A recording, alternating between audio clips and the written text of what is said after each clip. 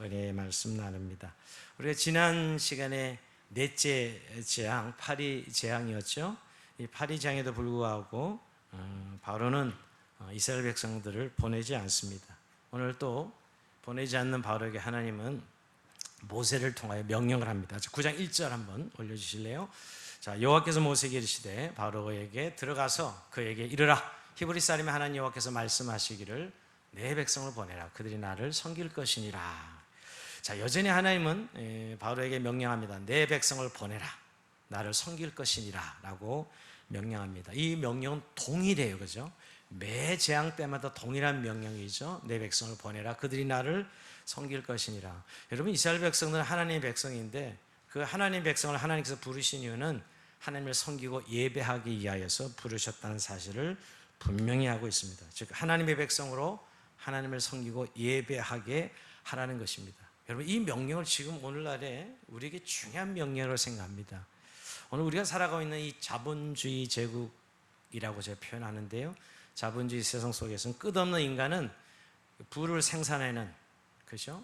생산 도구이기 때문에 노동과 생산 시스템의 일부로 편제되어서 끊임없이 돌아가도록 만들었습니다. 오늘 이스라엘 백성들이 노예로 지금 노예 상태잖아요. 바로는 이들을 계속 노예로 생산하게 해서 하나님을 섬기지 못하도록 하고 있는 것입니다. 그러나 이제 이스라엘 백성 내 백성이니 나를 섬기고 나를 예배하게 하라라고 명령하고 있는 것이죠.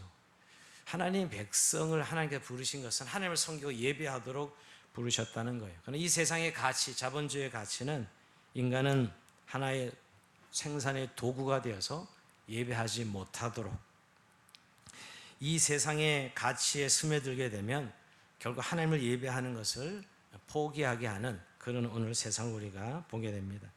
하나님은 오늘 애굽 제국의 이런 강력한 시스템에 제동을 거신 것입니다. 내 백성을 내어 놓으라고 바로를 향해 경고하시지요. 지금 애굽 제국은 24시간 연중무휴 노동력을 착취하고 있는 그런 상황입니다. 그런데 그들에게 안식을 선포하고 하나님의 백성을 이제 애굽 제국에 두지 말고 광야로 흘러서 하나님을 섬기고 예배하게 하라고 말씀하는 것이죠. 즉 이제 우리는 더 이상 애굽 제국의 노예가 아니라 하나님의 백성이며 또 애굽 제국의 시스템에 저항하여 멈출 수 있는 하나님 백성이다라는 사실을 담대하게 선포하라는 것입니다. 여러분, 지금도 오늘 우리가 살아온 시대에 이거를 정말 담대하게 선포해야 될 때입니다. 하나님 백성이 하나님을 예배하고 하나님을 섬기도록 하는 것이지요. 여러 가지 지금 이 세상은 여러 가지 문명이라는, 문화라는 이름으로 또 노동력이라는 이름으로 하나님 백성을 하여금 예배하지 못하게 합니다. 지금 코로나19 방역이라는 것이, 또 방역은 분명히 해야 되지만 방역 논리로 하나님의 백성을 하나님 예배하지 못하도록 하는 지금 이런 시대에 우리가 살고 있습니다.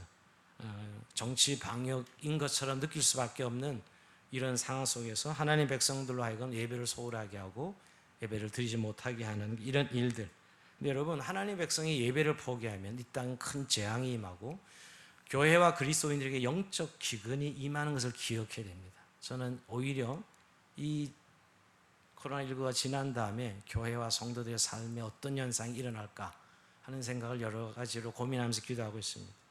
그래서 오늘도 여러분, 하나님은 바로를 향하여서 내 백성 이스라엘 백성들을 놓아주라고 말씀하고 선포하고 있는 것이죠.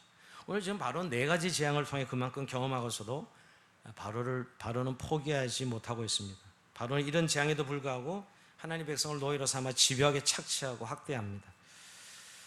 바로는 어떻게 해서라도 이들을 쥐어짜서 애굽이 원하는 생산을 산출하기를 원하는 것이죠. 어떻게 보면 이들은 병들고 지치고 상관없습니다. 이스라엘 백성 어차피 기계 부품 같은 것이고 히브리 노예들은 계속해서 자녀를 낳으니까 상관없다고 생각하고 있는 것이죠.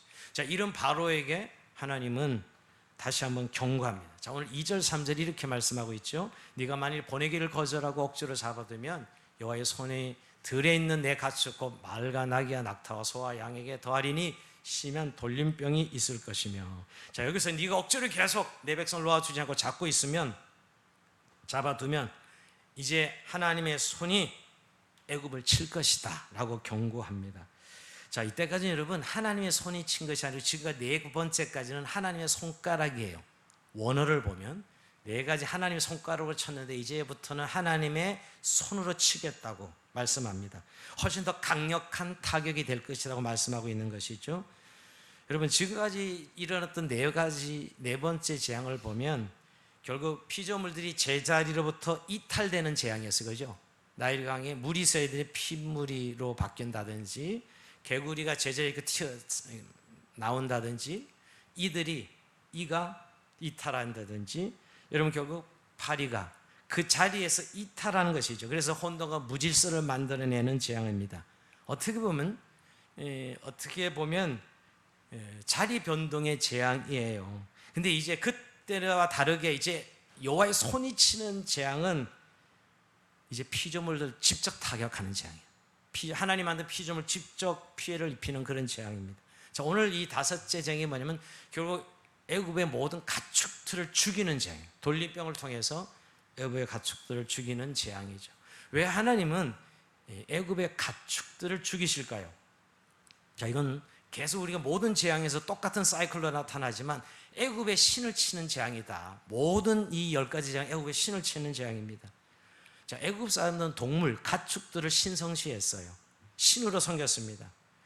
지금 이 애굽의 왕은 바로는 아멘호텝 2세인데요. 역사에 보면 열렬한 동물 숭배자로 알려져 있습니다. 특히 그는 소를 섬기던 사람입니다. 그래서 애굽의 벽화에 보면 소의 형상이 아주 많이 있습니다. 그리고 그 소는 신이었어요. 자, 올려줘 볼래요? 이 그림을 보면 여러분, 이 왼쪽의 그림이 바로 하토르라는 신, 여신입니다. 머리에 소 모양이죠? 하토르라는 여신. 이 신을 섬기는, 이 신을 치는 재앙이 이 다섯째 재앙입니다. 오른쪽 밑이 아피스, 항소의 신이 아피스예요.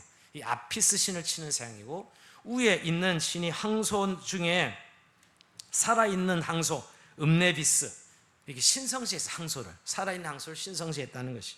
그러니까 이들은 결국 이 소 신을 섬겼는데, 힌두교가 소를 숭상하죠, 여러분. 근데 오늘 이 애굽에도 이 소를 신으로 섬겨서 신상을 만들고, 이들이 어떤 그 생명력과 생식력과 생명을 유지하는 그런 역할을 한다고 믿었어요. 또 이들이 풍요를 드러내는 신이다라고 믿고 있었던 것이죠. 그러니까 하나님이 이 애굽이 믿고 있는 이 신을 치심으로 하나님의 하나님 되심을 드러내는 것입니다. 즉 한낱 피조물에 불과하다는 사실을 이 다섯째 재앙을 통해서, 즉 이 애굽에 믿는 신들은 헛된 우상이요 하나의 피조물에 불과하다는 사실을 보여주고 있는 것이죠. 여러분, 계속해서 하나님께서 말씀하신 대로 나 여호와인 줄 알리라. 바로 애굽이 이 재앙을 통해서 내가 여호와인 줄 알리라 라고 드러내시는 재앙이라는 거예요. 모든 재앙마다 반복적으로 나타나는 하나님의 하나님 되심을 드러내는 재앙이 다섯째 재앙입니다. 자, 그런데 여러분, 단순히 헛된 우상을 치는 재앙으로 끝이지 않고 사실 또 한편으로 생각하면 그들의 삶의 근거를 치는 재앙입니다. 여러분, 이 애굽 사람들에게는 소는, 이 가축들은 숭배의 대상일 뿐만 아니라 중요한 재산이었습니다. 중요한 재물이었어요. 사실 단순히 신으로 숭배되는 것에서 끝나지 않고 이들에겐 아주 소중한 재산 목록 1호들이 바로 이 가축이었다는, 돈이 되니까요.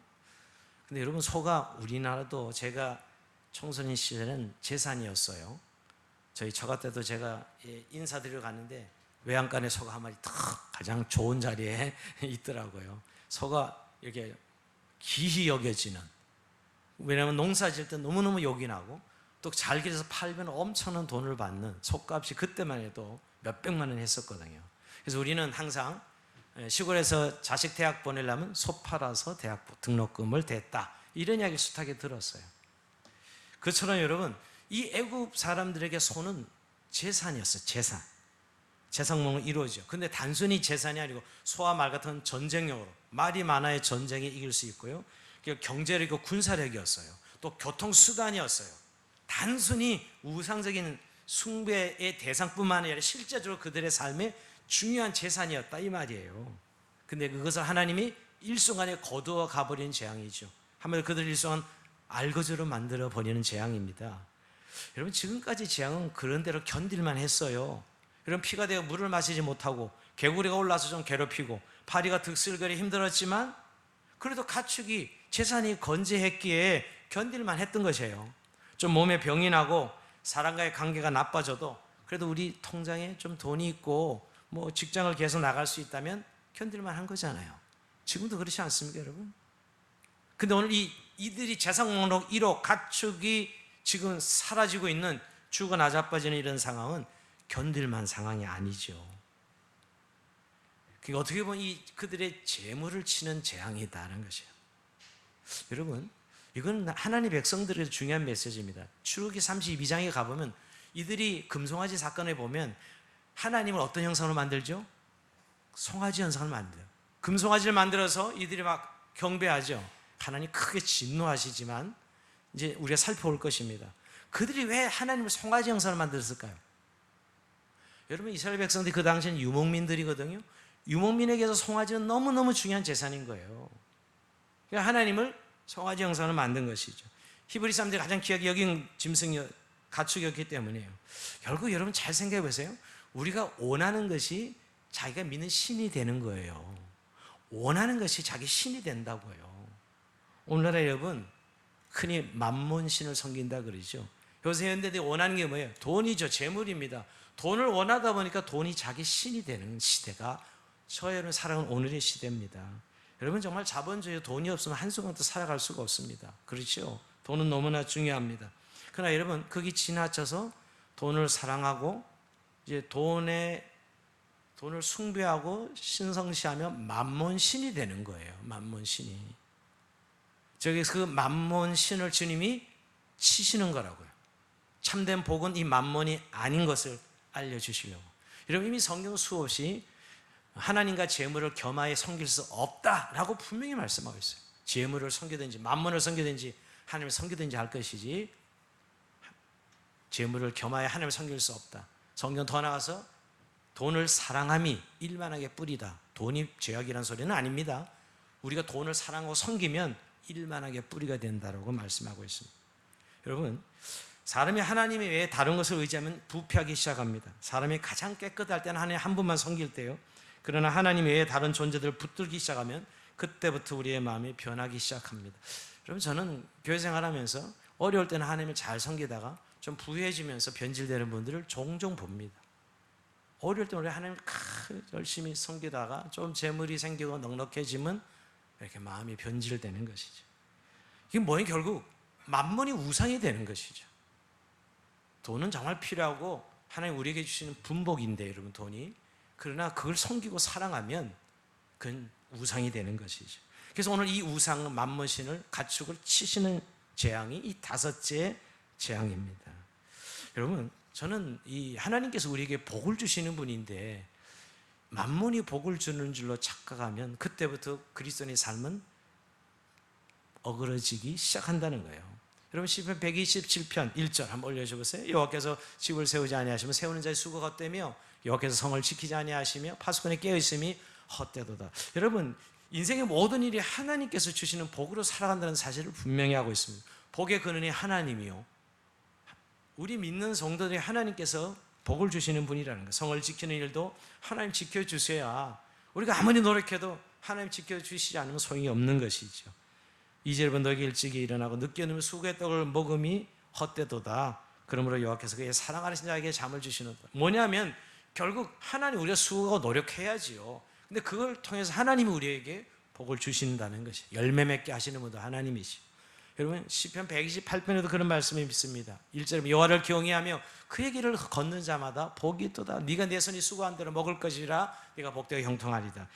여호와를 경외하는 가정이 수고하고 손이 수고한 대로 먹을 것이라고 말씀합니다. 하나님 주신 복이라는 것이지요. 여러분 우리가 복이 어디로부터 너무나 잘 알고 있는 내용이지만 우리가 착각이 쉬운 것은 만몬이 우리에게 복을 주는 줄 알고 그걸 따라가다가 망하는 사람이 많습니다. 그 하나님이 결국 복을 주시고 그래서 오늘 이 가축이라는 이들의 만몬이의 상징했던 심볼이었던 가축을 치심으로 참된 하나님이 누구인가를 말씀해 주시는 재앙이 이 다섯째 재앙이기도 합니다. 근데 여러분 오늘 이제 본격적인 이 본문에 들어가 보면 하나님이 애굽의 가축을 치면서도 진노 중에 은혜를 베푸십니다. 자 이걸 잘 한번 보면 여러분 가축을 치시겠다 했는데 들에 있는 가축을 치게. 들에 있는 가축. 집에 있는 대부분 가축은 이제 들에서 길러다 다시 집으로 가져오고 이러잖아요. 근데 들에 있는 가축을 치겠다고 3절에 말씀하고 있습니다. 그러니까 이걸 역으로 하면 집안에 들여놓으면 가축이 죽지 않는 것이지요. 그죠? 그리고 여러분 시간까지 알려주셨습니다. 언제 가축을 치시는지. 자, 5절 볼까요? 5절 이렇게 말씀. 여호와께서 기한을 정하 이르시되 여호와가 내일 이 땅에서 이 일을 행하리라. 하루 기한을 줬어요. 내일 이 일을 내가 행할 것이다 하면서 하루 기한을 줘요. 그러니까 이 말을 듣고 만약 애굽 사람들이 내일이구나, 그리고 집에 데려오면 죽지 않는구나 하고 그 경고의 말씀을 듣고 순종한 사람들의 집의 가축들은 죽지 않았겠죠. 들에 있는 가축만 치셨으니까. 여러분, 하나님은 재앙의 한계를 정하시고 한계를 정하시고 또한 피할 길도 주셨다는 거예요. 또 하루라는 기한을 주셔서 얼마든지 가축을 피신시킬 수 있도록 하신 것입니다. 그러나 애굽 사람들은 결국은 그 경고 앞에 그냥 버텼죠. 듣지 않는 것입니다. 여러분, 교만의 특징이 뭐냐면 누구의 말도 듣지 않는 것입니다. 하나님 말씀하셔도 듣지 않는 것이죠. 사실 이렇게 애굽을 심판하는 도중에도 하나님은 순종할 기회를 주셨지만 애굽 사람들은 미련하게 한결같이 순종하지 않습니다. 오히려 여러분 이랬을 거예요. 제가 짐작해 본데 그걸 어떻게 나만 가서 내 가축들을 집에 데려올 수 있어? 다른 사람의 눈들이 두려워서 그렇게 못했을 것입니다. 여러분, 우리가 살아가는 삶의 방식 속에 여러분 남들이 하는 대로 따라하는 거 너무 많은 거 아시죠? 꼭 남들과 비교하는 거예요. 근데 여러분, 하나님 말씀을 지키는 것은 절대 남들과 비교해서는 안 됩니다. 시대 조류에 따라 행동하지 않으면 왕따 당하고 비웃음을 당하고 조롱당하죠. 특히 여러분, 오늘 한국 사회는 반기독교적 분위기가 팽배해 있습니다. 그래서 예수 믿는 사람들이 어떤 말씀으로 살아가는 삶을 조롱과 핍박이 있어요. 요즘 참 무서운 세상입니다. 교회 목사 설교도 이렇게 녹음해가지고 언론에 띄어서 지금 코로나19 재앙, 이 19 상황을 재앙이 인류의 하나님의 심판이라 그러더라, 그런 것들을 올려서 그 교회를 그냥 집중 포화를 맞게 하는 이런 시대에 살고 있어요. 목사 설교까지 언론의 이 기사거리가 되는 시대를 살고 있어요. 뭘 의미해요?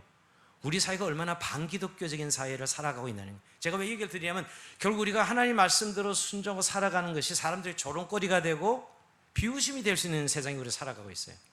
애굽사람 이 말씀을 들었지만 나만 가축을 데리고 집에 데리고 와서 안 죽게 하면 좋겠다고 생각했지만 다른 사람들이 그러지 않으면 못하는 거죠, 여러분.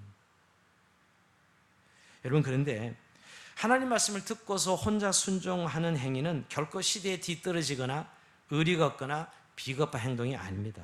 여러분, 말씀을 순종하는 일은 혼자라도 해야 되는 거예요. 여러분, 너무 많은 사람들이 지금 우리의 시대의 어떤 조류나 환경에 너무 많은 영향을 받고 있다는 것을 저는 늘 보고 있습니다. 여러분, 우리가 노아 때도 그랬죠. 많은 사람들이 노아가 산에서 큰 방주를 배를 만들고 있을 때 얼마나 비웃고 조롱했어요. 근데 여러분, 노아는 말했습니다. 120년 후에 홍수로 하나님이 이 세상을 심판한다고. 다 조롱했으며 노아를 다 비웃었습니다. 그렇지만은 노아는 하나님께서 말씀하신 대로 여러분 방주를 만들었다고요. 사람들에게 비웃음을 당하고 조롱을 당하였어도 말입니다. 이것을 히브리서 기자는 성경이 이걸 믿음이라 그럽니다.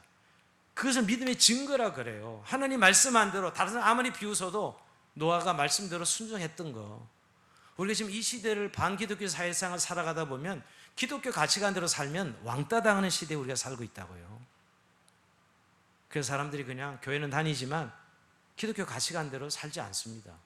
오히려 세상의 흐름대로 살아갑니다. 하나님은 반드시 심판하실 것입니다. 여러분, 오늘 사실 이들이 하루라는 시간을 줘서 얼마든지 가축을 살릴 수 있었지만 어찌 그럴 수 있어? 사람들의 두려움, 시선의 두려움 때문에 그들은 결국 자기 가축들을 다 죽여버리고 맙니다. 여러분, 우리가 참 하나님 백성으로 살아가는 하나님 말씀을 순종했을 때 하나님 주시는 축복을 우리는 누리는 것이 우리의 신앙생활이죠. 자, 이런 의미에서 이들은 결국 이 진노정의 은혜를 놓쳐버리고 맙니다. 자, 또 한 가지 여러분, 오늘 본문에서 우리가 살펴볼 수 있는 것은 이번 재앙에서도 이스라엘 백성들을 하나님이 구별해서 지켜주십니다. 여러분, 네 번째 재앙부터 하나님이 구별하죠. 첫 번째, 두 번째, 세 번째 재앙은 그냥 다 똑같이 이스라엘 백성도 고통을 당합니다. 근데 네 번째 재앙부터 구별시켜서 재앙을 받지 않게 하는데 이 다섯째 재앙도 구별시킵니다. 6절입니다. 한번 읽어볼까요? 이튿날에 여호와께서 이 일을 행하시니 애굽의 모든 가축은 죽었으나 이스라엘 자손의 가축은 하나도 죽지 아니한지라. 맞습니다. 하나님이 이스라엘 백성들의 가축은 죽지 않게 보호하십니다. 우리가 지난 시간에는 하나님 백성을 구별시켜 주신 의미라고 말씀을 드렸는데, 오늘 여러분 이것은 더 큰 의미가 있어요. 왜 하나님 이스라엘 백성 가축을 지켜주셨을까? 결론부터 이야기하면 이 가축도 하나님의 소유이기 때문에, 이스라엘 백성들만이 하나님의 소유가 아니라 이스라엘 백성 가지고 있는 가축도 하나님의 소유이기 때문에요. 이건 나중에 큰 문제가 되죠. 바로가 나중에 이스라엘 백성을 내보내십니다. 나가라 그럽니다. 그때는 가축은 두고 가라 그러죠. 그런 일은 있을 수 없어요. 여러분, 이 가축이 어떤 가축이 되죠? 이들이 광야에 나가서 하나님 앞에 예배드리는 제사드린 제물이 돼요. 이 제물은 그들의 재산일 뿐만 아니라 하나님께 예배드린 제물이 됩니다. 그러기에 하나님이 이 가축들을 철저하게 보호해주고 지켜주시는 것이에요. 여러분, 오늘 우리의 삶, 우리 생명도 하나님의 소유지만 우리가 누리고 있는 소유도 하나님의 것이에요. 하나님이 지켜준 제물은 하나님 앞에 아름답게 쓰임받도록, 영광을 돌리도록, 물론 우리 자신을 쓰도록 주신 것 있고, 이웃과 하나님의 영광을 쓸 수 있도록 우리에겐 제물을 하나님이 지켜주시고 보호해 주신다는 것이에요. 근데 오늘 바로는 이것을 포기하도록 종용하지만 그럴 수 없는 일이죠. 하나님 결국 끝까지 지켜주셔서 많은 제물을 결국 애굽에서 가져나가서 그들이 성막을 만들고 하나님 앞에 제물을 드려서 제사를 드리도록 하시는 하나님이시죠. 이게 믿는 백성들을, 소유를 보호해주고 지켜주시는 하나님의 은혜이지요. 여러분, 지금 우리가 소유하고 있는 것들을 하나님이 보호해줄 줄 믿습니다. 그 이유는 바로 하나님의 것이기 때문에요. 또 한 가지, 여러분, 이제 이 다섯째 재앙을 만나고도 강팍해지는 이 바로의 모습을 보면, 자, 7절 볼까요? 자, 7절 한번 같이 읽어봅시다. 시작. 바로가 사람을 보내어 본즉 이스라엘 가축은 하나도 죽지 아니하였더라. 그러나 바로의 마음이 완강하여 백성을 보내지 아니하느라. 자, 이 일이 이제 가축의 돌림병이 들어서 가축들이 죽어 나자빠지는데, 그런데 바로가 명령을 합니다. 야, 이스라엘 백성들이 사는 고센 땅에 가서 한번 확인해봐. 그들의 가축은 어떻게 되는지. 확인해 보니까 이스라엘 백성의 가축은 하나도 죽지 않은 걸 결국 보고를 받습니다. 바로가. 그럴 때 와, 진짜네 그러고, 우리 생각에는 바로가 회개하고 이스라엘 백성을 보내었더라, 이래야 말이 맞잖아요. 근데 그러나 바로의 마음이 완강하여 백성을 보내지 아니하니라예요. 에? 여러분, 이런 바로의 태도를 좀 여러분 어떻게 이해하세요? 아니, 조사는 왜 시켜? 가서 야, 이스라엘 백성들 가축은 죽은지 아닌지 한번 확인해봐. 하나님이 역사인지 아닌지 확인하는 거 아니겠어요? 확인했어. 오, 진짜 하나도 안 죽었네. 아, 그렇구나. 진짜 하나님의 말씀대로구나 하고 회개할 듯한데 더 강팍해지는 바로를 보게 됩니다. 여러분, 이게 어떤 마음이냐 하면, 저는 이런 경험을 좀 몇 번 있습니다. 내가 잘못된 일을 하면서 마음으로는 이러다 뭔가 하나 얻어 터지는데, 이제 그러는데 진짜로 그 내 잘못된 일이 확 드러나고 수치스러운 일이 드러나고 이게 확인됐어요. 다 드러났어요. 근데 갑자기 자포자기하고 더 강팍해지는 거 있죠. 아니, 정상으로 생각하면 이제 내가 원래 마음에 잘못된 거 하고 해고 하는 일 아니에요. 그래서 드러났으면 회개할 듯한데, 뭐 묻은 놈이 뭐 더 큰 소리 신다고 갑자기 강팍해지는 거 있죠. 이게 좀 우리말로 좀 자포자기 하는 거예요. 에이씨, 몰라. 자기가 사실은 확인해 보니 하나님이 일로 드러났으면 회개할 법한데 인간의 마음이 묘해서 오히려 강팍해지는 바로를 보게 됩니다. 여러분, 지금 네 번째, 다섯 번째까지 하는데 하나님이 수없이 바로에게 기회를 주신 것이에요. 회개하라고, 돌이키라고. 그런데 여전히 재앙이 끝날 때마다 그러나 바로의 마음이 완강하여, 바로의 마음이 강팍하여 라고 더 강팍해집니다. 무감각합니다. 참 이상하죠? 네 가지 재앙을 당하면서도 불편하고 잠시 고통을 받는 것이라고 그냥 그 정도로 생각하고 심각하게 받아들이지 않는 거예요. 여러분, 이런 경우 우리가 계속 경고하는데도 경고를 받아들이지 않는 것이죠. 저는 이런 대한민국 요즘 정치에 이상이 있고 경제에 이상이 있고 민심 위반이 있고 이런 이상이 있는데도 정치인들은 괜찮대요. 아무런 반응을 하지 않아요. 뭐 늘 있는 일이래요. 이런 거죠. 그래서 경고가 주어지는데 그 경고를 받지 않는 것이죠. 저는 이런 걸 보면서 여러분, 성경은 계속 우리에게 우리가 악해서 망하는 게 아닙니다. 절대. 인간을 하나님 악한지 모르겠어요? 다 알고 있어요. 근데 문제는 계속 해결할 기회를 주는데 해결할 기회를 끝까지 놓칠 때 어쩔 수가 없는 거예요. 여러분, 가룟 유다 생각해 보세요. 여러분, 가룟 유다 예수님 12제자 중에 사랑하는 제자, 그것도 똑똑한 제자예요. 재물을 맡은 제자, 재정을 맡은 제자인데 끝까지 해결할 기회를 줍니다. 나중에 성만찬식 때는 야, 내 이 손을 넣은 자가 바로 너 그니라. 아예 대놓고 이야기해 주잖아. 너야 너. 이렇게 이야기하는데도 우리 같으면 이런 들켰네 하고, 이미 내가 예수님 팔 것을 이미 계획하고 지금 일을 진행하고 있는데 그 선생님이 나라고 하시냐고. 그때 미안해 하나 예수님 하고 회개해야 되는 타이밍 아니냐고요. 근데 끝까지 그걸 그가 숨기죠. 회개할 길을 놓칩니다. 결국 가룟 유다의 삶은 자살로 인생이 끝나고 말죠. 여러분, 기회를 끊임없이 주는데도 불구하고, 여러분, 우리가 어떤 재앙을 만나고 어려움이 왔을 때 그것은 사실은 하나님이 우리를 살리는 기회거든요. 우리가 어려움이 오면 자포자기하고 이런 정말 고난이 오면 이게 인생의 끝이야, 이게 이건 마귀가 하는 일이고요. 하나님은 오히려 그 어려움의 기회를 통해서 회복될 기회, 갱생할 기회, 회생의 기회를 주시는 것이, 오히려 하나님께 더 가까이 가는 기회를 주신 거예요. 사람들은 실패하고 폭로되고 자존심 상하면 그게 마치 이제 난 죽는 길밖에 없어, 이렇게 생각하지만 하나님 안에서는 오히려 여러분, 회개하고 돌이킬 기회요, 회생할 기회요, 성숙할 기회죠. 오늘 바로는 여러분, 오늘 이 상실의 기회로, 실패의 기회로 활용하고 있어요. 사실은 기회를 자기가 생각도 됐잖아요. 아니네란 걸, 이스라엘 백성들이 갇혀는 죽지 아니하더라 보고를 받았으면 진짜 하나님이시네 하고 들으면 살 길이 열어지는 것이죠. 여러분, 하나님은 인간이 아무리 악하고 연약해도 돌아올 기회를 주십니다. 돌아오기만 하면 되는 거예요. 여러분, 돌아온 탕자의 비유를 보면서 아주 막대한 아들이지만 하나님 끝까지 아버지는 지키죠. 아들 돌아오기를 기다리고 돌아오면 무조건 품어주십니다. 묻지도 않아, 죄를 묻지도 않아요. 그래서 여러분, 회개하고 돌아오는 데는 늦은 시간이라는 건 없습니다. 지금은 안 돼, 지금 늦었어, 그런 시간은 없어요. 돌아가기만 하면 되는 거예요. 하나님께 돌이키면 하면 하나님의 회복의 기회가 되는 거죠. 하나님께서는 오늘도 우리에게 말씀하십니다. 볼지어다 내가 문 밖에 서서 두드리노니 누구든지 내 음성을 듣고 문을 열면 내가 그에게로 들어가 그로 더불어 먹고 그는 나로 더불어 먹으리라. 여전히 문을 두드리고 계세요. 언제든지 오기만 하면 되는 거예요. 사실은 하나님은 그 돌아올 기회를 주시고 있는 것이죠. 너 나쁜 놈아, 이게 아니고, 사실은 여러분, 오늘 저는 이 목사로서 늘 이게 시대 속에 하나님의 말씀을 이렇게 묵상하면서 사단의 전략이 참 요즘 교활해지고 교묘해집니다. 계속 우리에게 강박하게 살라고 마귀는 내버려두고 있어요. 무감각하게 살라고 유혹합니다. 한번 이런 거예요. 세상의 이 문화 문명과 사상 속에 뭐라고 마귀가 자꾸 사상을 집어넣냐면 하나님도 없고 진리도 없고 지옥도 없다는 거예요. 여러분, 요새 세상 속에 종교적인 용어를 못 쓰게 만듭니다. 지옥이라는 용어, 이런 용어 쓰면 큰일 나요. 종교적인 용어를 못 쓰게 만드는 세상을 만들어요. 그리고 세상에서만 그러면 이해가 돼요. 오늘 교회 안에서도 불편한 용어 못 써요. 회개라든지 지옥이라든지 이런 용어 강단에서 이야기되지만 성도들이 불편해하는 시대가 됐다고요. 심각해. 이게 마귀의 전략이에요, 지금 사실은요.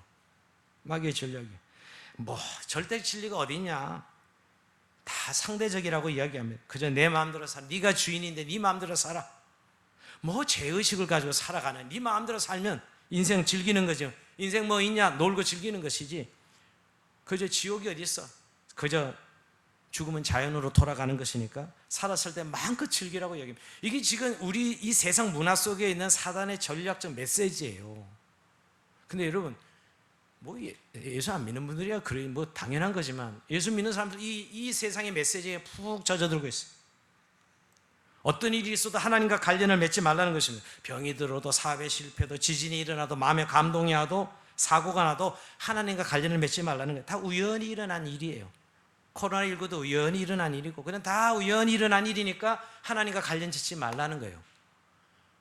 제가 지금 아까도 말씀드렸지만 코로나19에 대한 이 성경적 해석을 이렇게 설교했는데 그걸 가지고 뭐 언론에서 집중 포화를 때리더라고요. 아니 설교를 왜 언론에서 취재해 가가지고 다뤄요 도대체. 이런 겁니다 사실.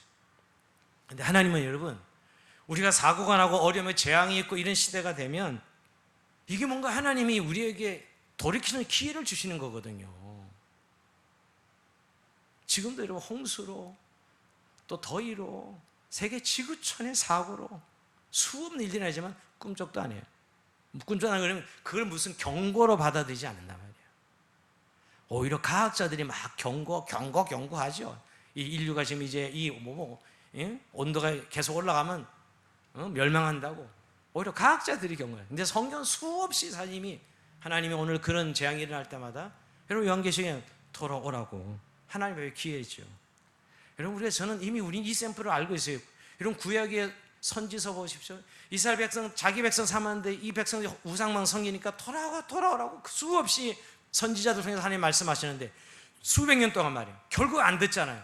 그러니까 바벨론을 들어서 완전히 때려치는데 성전, 하나님이 계신다는 성전도 다 때려 부셔버립니다. 하나님이 그런 하나님이셔요 사실은. 오늘 우리가 이 마지막 시대라고 흔히 말하는데 저는 왜 요새 하나님 우리에게 10가지 재앙을 설교하게 하시지? 여러분 우리에게 이 재앙이 주는 의미가 우리가 하나님께서 우리를 새롭게 돌이키게 하시는 경고예요. 오히려 이런 시대에 정말 하나님과 가까워지는 하나님의 백성이 있는가 하면 하나님과 상관없는 완전히 떠내려가는 그런 하나님의 백성들을 보게 됩니다. 오늘 말씀 마무리하면서 여러분, 오늘 고난의 때, 재앙의 때 두 가지 부류의 사람이 있습니다. 한 부류는 오늘 바로처럼 자포자기하는 사람, 완강하고 강팍해지는 사람, 교만한 사람이죠. 또 한쪽의 사람은 여러분 이런 재앙이 있을 때, 고난이 올 때 겸손해져요. 심령이 가난해져요. 여러분 오늘 이 바로는 교만해진 게 뭐냐면 자기가 기준인 거예요. 왜 내 백성을, 이 노예들을 내가 왜 보내야 돼? 그리고 이런 어떤 환경이 어려움이 오면 그 환경에 대한 자기가 기준이 되니까 결국 자포자기하는 거예요. 지금도 많은 분들이 그런 반응을 봅니다 여러분. 그런데 겸손한 사람들은 심령이 가난한 자들이죠. 여러분 팔복의 제1복이 뭐예요? 심령이 가난한 자는 복이 있나니 천국이 저희 것이며, 이 가난하다는 건 여러분 돈이 없다는 말이 아니라 세상의 욕망을 붙들고 살아가는 사람은 교만한 사람이죠. 이게 다 자기 기준이에요. 성공해야 되는데 이렇게 저는 요즘 아파트가 뭐 2배, 3배 이렇게 막 뛰어 올라가는 게 뭐 경제 지표로 말할 수 있지만 인간의 욕망 아닙니까 여러분? 아니 그 집이 뭔데 한 채 30억, 40억씩 올라가는 거예요 도대체. 인간 욕망의 표현이죠 여러분. 그래서 세상이 지금 인간이 추구하고 있는 게 그거예요. 그렇게 시스템을 만들어가고 있는 것이죠. 부여하고 세상으로 부여한 거예요. 근데 오늘 이런 재앙의 때에 심령이 가난한 자들은 세상 것으로 부여하지 않습니다. 사람이 여러분, 제가 겸손이란 뭐 손을 비비는 게 겸손이 아니고 인간이 얼마나 연약하고 죄인이며 부족한 것을 아는 사람은 겸손한 사람입니다. 여러분 우리가 이 천망 모든 걸 다 가지고 있다 하더라도 한번 바람 불면 끝나는 게 인생인데 사람들이 그것을 천만 년 누릴 것처럼 착각하고 살아요.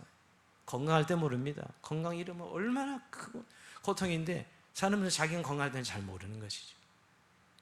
뭐냐면 결국은 겸손해지면 정말 하나님 은혜 없이 내가 살아갈 수 없어요 라고 돌아오는 시간이죠. 그래서 여러분 우리 믿는 우리에게 하나님께서 이 고난의 시간에 결국 말씀 붙들고 인내하라는 것입니다. 하나님 말씀은 얼마나 신실한지 이 성경 단순한 문자가 아니고 우리가 요새 계속 묵상하지만 살아서 움직이는 말씀, 결국 성취되는 말씀입니다. 우리가 이 지금 어려운 시대를 만나고 해서 코로나가 벌써 1년 6개월이 넘어가면서 인내 바닥이 온 것 같아요. 에이 몰라 이제 인내 바닥이 온 것 같아요. 뭐 좀 움직이지 말아도 지금 뭐 다 움직여. 지난 금요일날 뭐 제주도 250편이 비행기가 떴대나 어쨌거나 누가 그런 언론에 나오더라고요. 뭐 상관없어요 지금은. 그래서 그야말로 셧다운을 해야 뭐 누구 이게 방역이 되지라고 이야기하는 사람들 들었습니다. 좀 인내 바닥이 났어요. 사람들은 더 이상 참지 못하고 분노하고 있다는 거예요. 누가 김병희 효자 없다고? 인내의 바닥을 치고 있는 것이죠. 근데 여러분 우리 성도들은 인내의 바닥이 없다는 거예요. 오늘 하나님께서 우리에게 말씀하시는 것은 끝까지 말씀 붙들고 소망 가운데 인내할 때 우리에게 하나님께서 회복을 주시고 하나님의 놀라운 소망으로 이루어 주신다는 것입니다.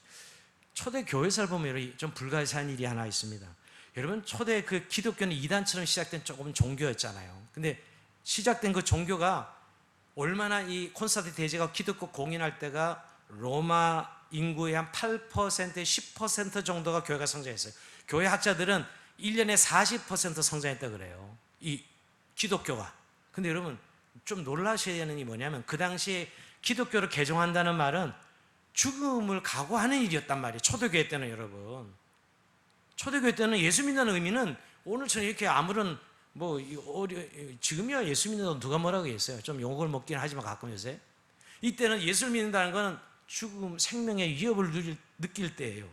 그런데 급성장해가지고 성장의 거듭해서 무려 로마에 약 5, 600만 명이 그리스도인이 되었다고 해요. 이 초대교회사의 놀라운 일들입니다. 학자들이 어떻게 가능할까? 이런 일이 어떻게 가능했을까라는 거예요. 여러분, 네로 황제 같은 경우는 불질러 놓고는 이거 그리스도인들이 했다고 해가지고 그리스도인들 죽여라 하는 이런 분위기 속에서 초대교회가 있었어요. 여러분, 그 당시 박해는 말할 것도 없고 전염병도 있었고요.